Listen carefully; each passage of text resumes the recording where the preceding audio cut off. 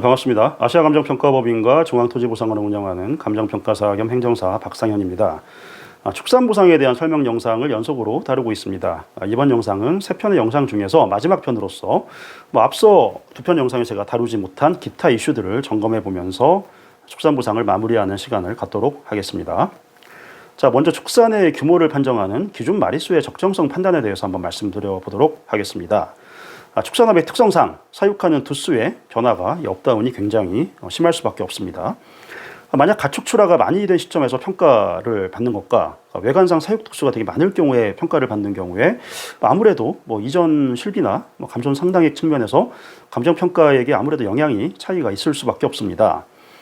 사업인정고실 이후에도 축산물 가격이 변동이 되기 때문에 이렇게 새로 입식을 하기도 하고 처분을 많이 하기도 하기 때문에 대부분 물건조사 시점, 지작물 조사 시점에서의 사육 두수하고 이 평가 시점의 사육 두수가 상호 일치하지 않는 경우가 대부분입니다. 자, 이 경우 가축수는 사업 시행자와 보상 대상자가 협의해서 결정을 해야만 할 것입니다. 다만 축산법 시행령에 보면은 가축별로 단위 면적당 적정 사육 면적이 딱 따로 정해져 있습니다.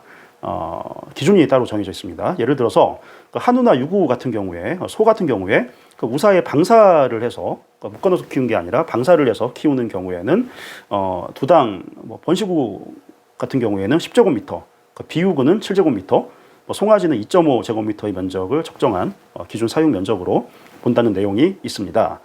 이 기준을 위반할 경우에는 축산업 허가가 취소되기도 하기 때문에 평가사들은 적정 마리수를 판정할 때 해당 기준을 참조하는 경우도 있다는 거 알아두시면 좋을 것 같습니다.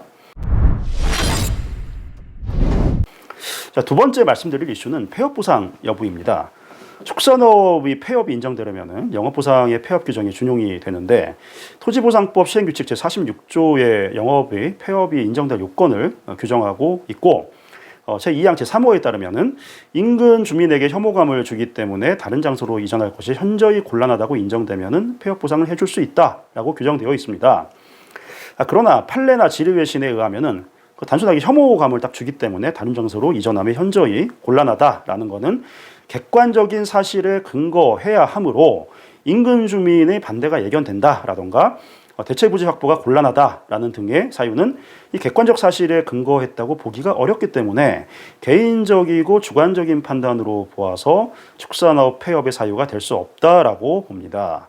하지만 사업 시행자의 성향에 따라서 폐업 보상을 적극적으로 검토해서 인정해 주려는 케이스도 없는 것은 아니기 때문에 이 보상대책위원회 차원에서 사업 시행자를 대상으로 충분히 협상을 해보는 것도 하나의 방법이 될 것입니다.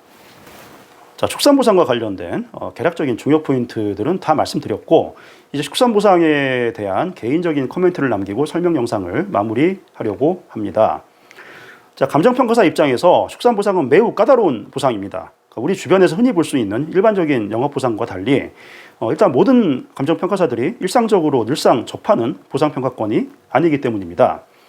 사업 시행자 역시 마찬가지입니다. 지구 내에 어느 정도 규모가 있는 축사가 있을 경우에 사업 시행자는 매우 골치 아프고 까다롭게 생각을 합니다.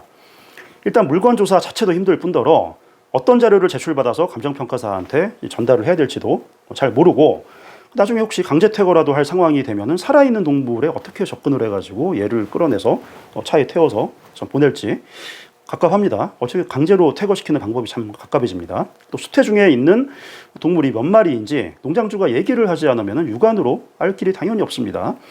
자, 그렇기 때문에 사업 시행자 역시 축산보상에 대해서는 일반 영업보상보다 까다롭게 생각할 수밖에 없습니다. 따라서 토지 소유자인 동시에 축산업을 영위하시는 분이라면은 지작물 조사에 너무 쉽게 한 번에 그냥 탁 응하지 마시고 사업 시행자와 사전에 협상할 게 있으면은 이 과정에서 최대한 이 축산보상에 대한 지작물 조사를 지렛대로 활용하시기를 바랍니다.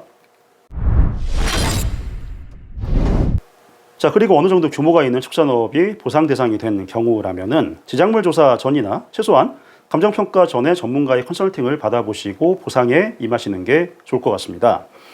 일단 사업 시행자 측에서도 축산업 보상에 정통했을 가능성이 거의 없기 때문에 법령에 근거한 최대한의 보상금을 책정받으려면 선제적으로 필요한 자료들을 수집한 다음에 감정평가에 임하는 게 유리합니다. 축산업 종별마다 뭐 한우, 젖소, 양돈, 육개, 산란개, 오리 등등 이 종별마다 각각 사육 방식이나 뭐 출하 특성, 이전에 따른 감손이 발생하는 형태 이런 것들이 전부 다릅니다. 현장에 나오는 평가사님들도 대부분 축산보상은 한 번 이상은 다 해보셨겠지만은 뭐 예를 들어서 육개는 해봤는데 산란개는 처음이다라던가 나는 뭐 한우는 해봤는데 뭐 유구나 젖소는 처음이다던가 하는 경우가 제법 있을 수밖에 없습니다.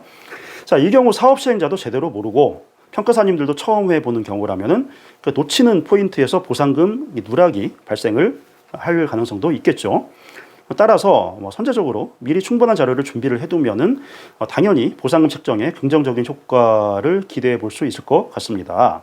따라서 실제 축산보상 평가를 현업에서 현역으로 활발히 수행하고 있는 감정평가사면서 변호사나 행정사 자격을 가진 분들에게 미리 상담을 받아보시는 것을 권해드립니다.